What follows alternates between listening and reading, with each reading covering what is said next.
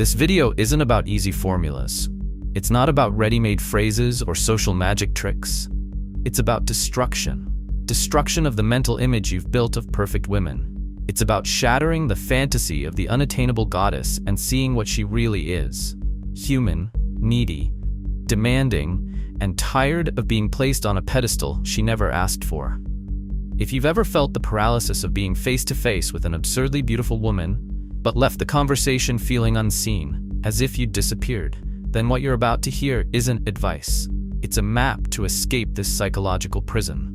You think she's cold, but the truth is, she's numb. Numb from thousands of predictable interactions, lukewarm approaches, shy glances, and recycled compliments. She doesn't ignore you because she's cruel. She ignores you because you repeat a pattern she's learned to automatically delete. It's the same social perfume, the same tone of voice, the same desperate attempt at validation disguised as interest. And that, for her, isn't attractive. It's invisible. What attracts, what captivates, what leaves a mark is the breakthrough, the unexpected. The man who looks her in the eyes without needing permission from her self-esteem. But before you understand the weapons, you need to understand the battlefield. This woman, the perfect 10, doesn't live in the same universe as you. She wakes up every day with proof that she's desired. Instagram confirms it. WhatsApp confirms it. The mirror, the glances, the invitations, everything echoes, you're a prize. And when everything in her world screams, you've already won, what's the value of another compliment? Zero. So stop playing this game of disguised submission. Real seduction begins when you're not afraid to be the prize too. When you enter the field with the certainty that you're not trying to win, you're evaluating whether she deserves to play with you. She's not unattainable. She's just bored. And the biggest trick society has ever played on you is that absurdly beautiful women are out of your reach. But the truth? The truth is far more uncomfortable. They're not out of your reach. You're just playing the wrong game. And the most tragic thing is that you don't even realize it. Because the way you see her already gives away your mistake. You see her as a trophy. And when someone is a trophy, you automatically become the desperate competitor. But while you compete, she just watches, and watches warily, because every day men try to win her over in the same way. Predictable compliments, submissive smiles, and a pathetic attempt to please before even earning respect. And here's the key. The more you try to impress, the more you lower yourself. The more you try to prove your worth, the more you confirm that she has the power. That's not attraction. That's adoration. And adoration never seduces. Seduction is achieved by those who are able to enter her space without emotionally kneeling. She seduces those who see her beauty without being dominated by it. This is what psychologists call neutralizing idealization. You don't want what dominates you. You want what provokes you, but that you feel you can also dominate. The ideal woman doesn't want a servant. She already has hundreds. She wants someone who looks at her and says, "Okay, you're beautiful, but so what? What else do you have?" That's the real mental reset. And that's where 99% of men fail. Therefore, the game with the most beautiful women doesn't begin with words. It begins with energy, with presence, with what you communicate even before opening your mouth. And this is where the first silent weapon of advanced seduction comes in, the loaded line. A phrase that says one thing but insinuates another. It's ambiguous, it's enigmatic, it's provocative without being vulgar. And that's why it's irresistible. I don't bite unless you want me to. This phrase, if spoken lightly with a smile and eye contact, creates a crack in her emotional reality. It forces her brain to process two simultaneous meanings, one logical and one sensual. This breaks the pattern of predictability. Because the average man only speaks literally. He compliments her clothes, he asks where she works, he talks about himself, he says exactly what he wants. And that's where he loses the game. Beautiful women aren't attracted by logic. They are trained to respond to emotion, to the unspoken, to what is insinuated but never handed on a silver platter. The female mind doesn't want clear answers. It wants clues. It wants the game. It wants the tension. And the loaded line is the spark that transforms a lukewarm dialogue into an invisible field of attraction. And it doesn't even have to be sexual. It can be subtle, elegant, almost innocent. That sounds dangerous, just the way I like it. You have this air of good trouble. you know? The phrase itself matters little. What matters is the double meaning, because in that double meaning, imagination is born. And it is in the imagination that desire lives. If you understand this, you're already ahead of 95% of men. But if you understand and apply it, you enter the territory of the 5% that top-tier women truly notice. Because now you're not predictable. You're intriguing. And a woman who is desired all the time doesn't need another man to tell her she's beautiful. She needs a man who says it without saying it, who provokes without begging, who calls without calling. It's paradoxical, but that's how it works. The real seducer doesn't explain, he creates atmosphere. And here comes the contradiction that few dare to explore. The top-tier woman, however much she seems in control, lives under an invisible weight of expectation. Everyone expects something from her. Everyone wants something from her. And the more she feels this, the more she shields herself. Her beauty is a battlefield where she needs to defend herself all the time. And then, when someone appears who doesn't treat her like a goddess, but like a woman, that breaks the shield. That pierces. That connects. It's like Cleopatra did. She didn't seduce with beauty, she seduced with dissonance. She was intellectually sharp and emotionally mysterious. When she spoke, she said two things at once. And that mystery, that hidden layer behind her words, is what activated the instinct for exploration in the men around her. They wanted to discover more, not out of need, but out of curiosity. And curiosity is the step before obsession. And don't think this is manipulation. This is art. Manipulation is using the other person. Seduction is provoking the other person to want to dive deeper. And the loaded line is the silent invitation to that dive. But it only works if it comes from a place of truth. If it's spoken with a smile from someone who doesn't depend on the response. Because if you're nervous when you speak, she notices. If you're trying to appear confident, she notices. And at that moment, everything collapses. Because the 10-10 woman doesn't just listen to your words. She listens to your energy, and here lies the second level of this technique. Your reaction to silence. When you say something with a double meaning and she doesn't respond immediately, the average man panics. He tries to explain. He changes the subject. He apologizes. The dominant man smiles. He holds the silence. He sustains the tension. Because he knows her silence is just a way of testing his resolve. And when she realizes he's not backing down, she feels it. She feels something she rarely feels, involuntary respect. Lust disguised as a challenge.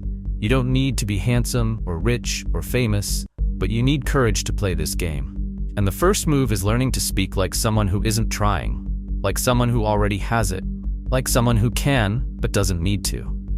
That's the energy that activates the deepest feminine instinct, to lose herself in someone who isn't asking to be found. You can master words, you can memorize phrases, you can even use all the verbal flirting techniques you've ever studied. But there's a moment, silent, inevitable, relentless, when none of that matters. It's when eyes meet. And in that instant, all your preparation either crumbles or is proven. Because there, in the invisible space between two gazes, lies the true test of worth. Not the worth you claim to have, but the worth your body communicates, even if your mouth remains silent. And that's exactly where 99% of men fail, because the body doesn't lie. The gaze reveals everything. Your insecurity, your desire, your fear, your hesitation. It doesn't need words. It already knows. The mistake is old but renewed with each new generation. Modern man has become accustomed to avoiding discomfort. He trains to appear confident, but doesn't train to sustain tension. He learned to speak, but unlearned how to maintain presence. And that's why the gaze kills so many games before they even begin. When he sees a very beautiful woman, his eyes seek her out, and at the same time, flee. The contact is quick, fragile, almost shy. He looks and smiles, she notices. He lowers his gaze, she understands. And there, in the simple gesture of breaking eye contact, he shouts, "You are more than I can bear." But there is another type of man, the one who doesn't look away, the one who doesn't plead with his eyes, the one who observes her as if studying a rare work of art, but without emotionally succumbing. This man, even if he says nothing, communicates something powerful. I see you, and I remain whole. And it is here that the most lethal, most silent, and most primal technique of advanced seduction is born, the suggestive scan. It is the gaze that descends without haste, that travels over her face, her neck, her body, that returns to her eyes with a slight smile, not of conquest, but of certainty, of inner mastery, of absolute presence. This sequence is not a trick, it is a declaration. When you look at her that way, you're saying with your body, I desire you, but I'm not intimidated. And that activates something in her that no prepared phrase could provoke. The breaking of expectations. She expected flattery, she received firmness, she expected an eager smile, she received a look that examines but doesn't plead. She expected the same old script. She received a new plot where she no longer has total control. And that is electrifying. Neuropsychology explains this phenomenon as a libidinal tension response. When a woman perceives, even unconsciously, that she is being desired with confidence and control, her limbic system reacts. It's the same mechanism that makes a suspense film so addictive, the discomfort that attracts, the tension that holds, the expectation that excites. And that's why this technique doesn't work if it's staged. The body gives it away. The gaze doesn't feign genuine desire. It either is, or it isn't. And more importantly, this look only works if you're able to sustain the emptiness. That moment when she realizes she's being watched and tests you with silence. It's a game of emotional resistance. If you blink, you give in. If you look away, you lose. But if you remain, if you look at her as if to say, yes, I see you, so what? Something changes. The energy changes. The position changes. She begins to wonder, who is this man who didn't back away? And the simple act of wondering is already a seed planted in desire. That's why the most powerful training you can do isn't in a seduction course. It's on the streets, on the subway, in the mall, in the elevator. Hold eye contact with strangers, with saleswomen, with waitresses. Not to intimidate, but to strengthen your presence. To teach your body that tension doesn't kill you, that discomfort doesn't invalidate you, that you can feel the warmth of a woman's beauty without melting. Because in the game of 10-10 women, you don't need to talk more. You need to talk less and communicate more. It's a paradox. But the most seductive men say little and are heard as if they said a lot. Because the intensity is in the subtext, in the energy, in the way they look, in the way they don't falter. And here's a provocation. If you truly believe you have value, why lower your gaze? What are you afraid of? Her judgment? Rejection? The truth is, you've already rejected yourself before she had the chance. When you look away, you're saying, I can't stand being seen by you. And that fear, even if disguised as shyness, comes at a very high price. Your invisibility. And when you understand this, you understand why the man who holds eye contact is rare. Because he's not just staring at a beautiful woman, he's facing his own insecurity. He's confronting the ancestral fear of not being enough. And when he overcomes that fear, he communicates something that no expensive clothes, no car, no social status can communicate: self-mastery. Nietzsche, once again, helps us understand. He who has a why to live can bear almost any how. The seductive man has an inner why, an emotional center of gravity that doesn't become unstable. He looks at a beautiful woman, yes. He desires her, yes, but he doesn't kneel emotionally because he has already chosen himself before choosing her. And perhaps you think all this is exaggerated. But try it. Try holding her gaze for 3 seconds longer than you're used to. See what happens. See how she reacts. See how her mind tries to sabotage you. See how her breathing changes. And also see how something awakens in her. A kind of alert, doubt, curiosity. Because you didn't follow the script. And that's the point. You can't be just another one in her memory. You need to be the outlier. The man who not only saw her, but confronted her. Not with violence, but with truth. With a firm gaze, with undisguised desire, with a presence that doesn't retreat. And when you master this, you won't even need impactful phrases. Your body will speak for you. Your energy will enter the room before you even say hi. And perhaps now you understand why so many handsome men fail with 10-10 women. Because beauty isn't presence, appearance isn't tension. And if tension is lacking, desire is lacking. And if desire is lacking, everything dies. A woman might like you, find you nice, polite, respectful, and still forget you, because her body never felt the silent invitation of your masculinity. And masculinity here isn't about shouting, showing brute force, or acting like a macho man. It's simply about being there. Firm, Unwavering, desiring without apologizing for desiring. Observing without hiding. That's true courage. Not the courage to say what you think, but to stand by what you feel. Without backing down, without masking, without lowering your eyes. Now you might be thinking, okay, I get it. I need to hold her gaze, provoke with my presence, let the desire be visible. Yes, but that's just the beginning. Because once you've learned to communicate all of that with your eyes, the next step is to make her imagine being with you, without you even needing to touch her. The desire has already begun. Now it's time to make it grow. Let's continue. She's still there, in front of you. But something has changed. Her gaze no longer examines you like a stranger. She's scanning you as a possibility. Her body hasn't moved yet, but her mind has already begun to move. Because what started with a double entendre, intensified by a sustained gaze, now becomes a mental field where you begin to inhabit without asking permission. And that's where one of the most dangerous techniques of silent seduction comes in. Future pacing, the ability to plant vivid images in her head where you already exist in her life as if it were inevitable. But before you think this is just another linguistic trick, understand what's really happening here. You're not just talking about a possible encounter, you're inserting emotions into the future. And the human brain, as studies in affective neuroscience have shown, doesn't perfectly differentiate between what is imagined and what is experienced emotionally. When she sees herself by your side, even as a joke, even as a game, her body responds as if part of it has already happened. And that's the fatal mistake 99% of men make. They try to convince a woman that they're interesting, but it's not logic that creates connection, it's projection. You don't need to say, let's go out sometime. That's predictable, that's boring, that's a job interview.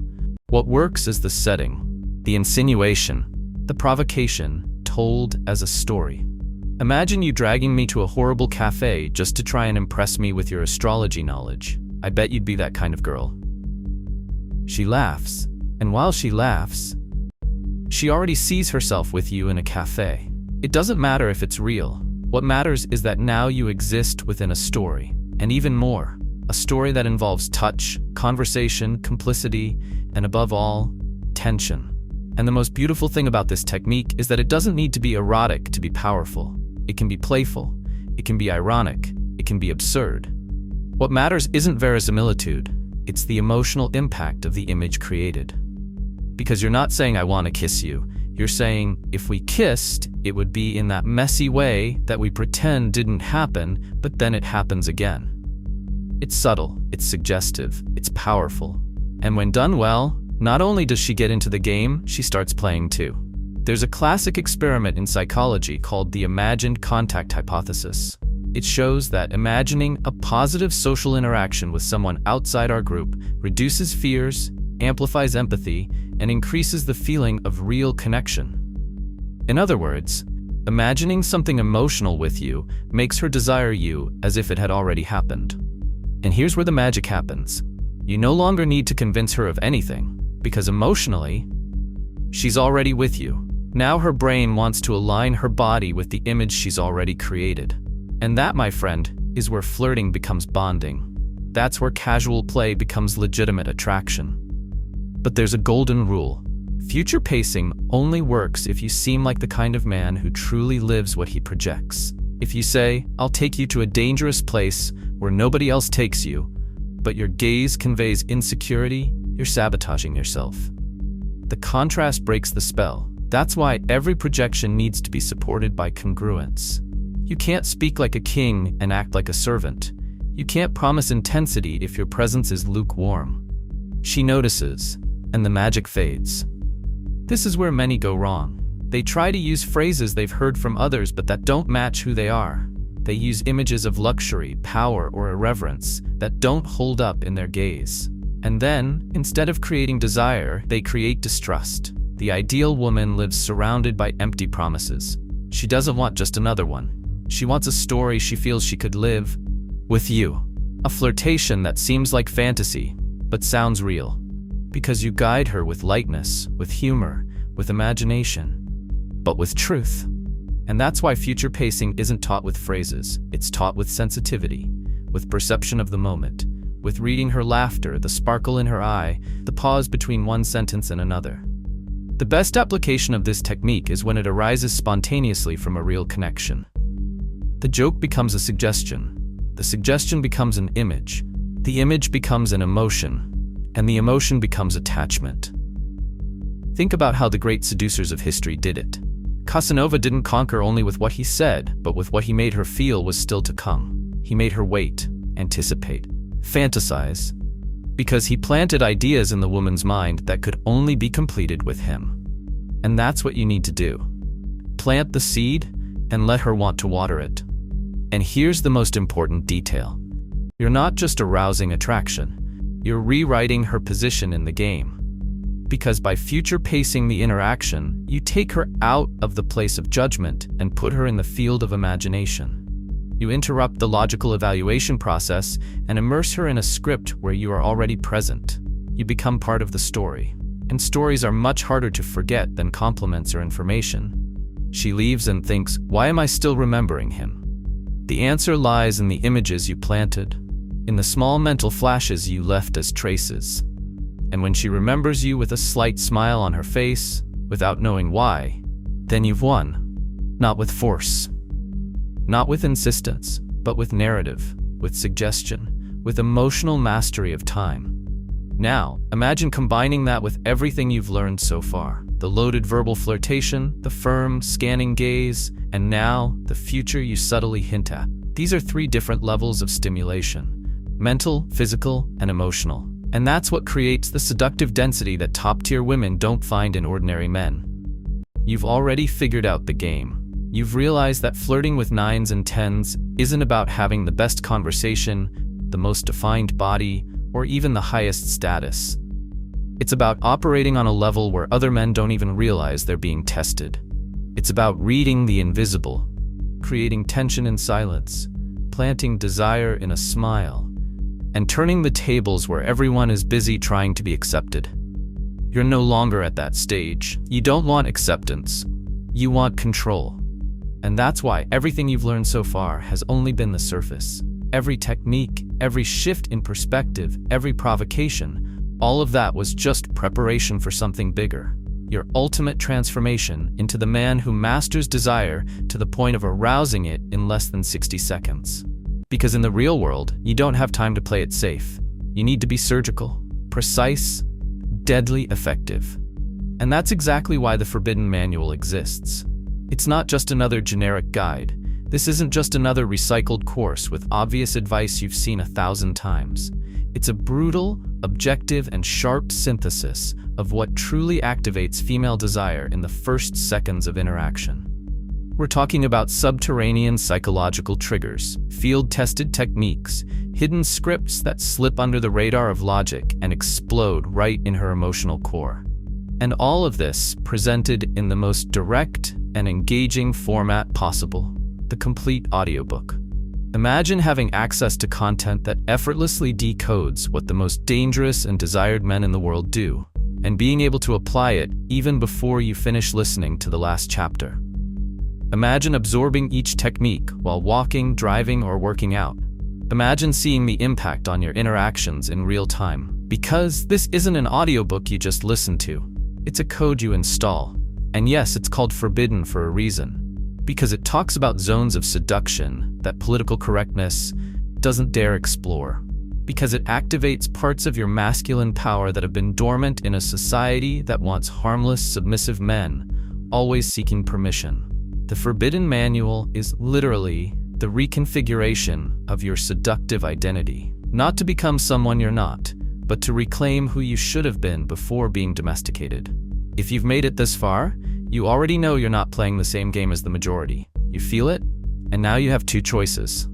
You can close this video, go on with your life, try applying 1 or 2 isolated concepts, and hope to see some results. Or, you can do what the 1% do. Invest in real dominance, in applied power, in non-negotiable advantage. The Forbidden Manual, How to Trigger Desire in 60 Seconds, is the gateway to that. And the decision is now in your hands.